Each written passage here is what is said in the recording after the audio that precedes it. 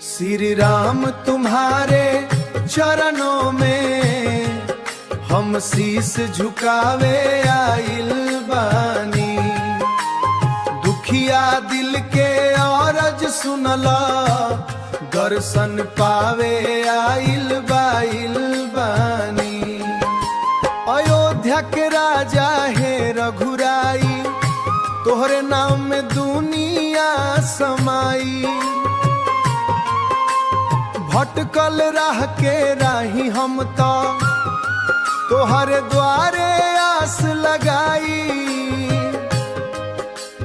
भक्ति के फूलवा लेके प्रभु जी चरण चढ़ावे आइल बानी। श्री राम तुम्हारे चरणों में हम शीश झुकावे आइल बानी।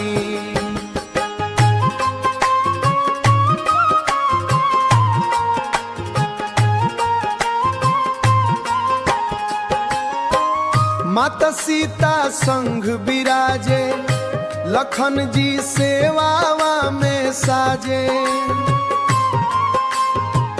हनुमान जी जय जय बोले, भगतन के संकट सब टाले। मन के मंदिर में है दाता, दीप बजलावे बानी। पापी मनवा रोवत रहेला, राम नाम से चैन मिलेला। तोहरे कृपा बिना है स्वामी, सुना सुना जग लागेला।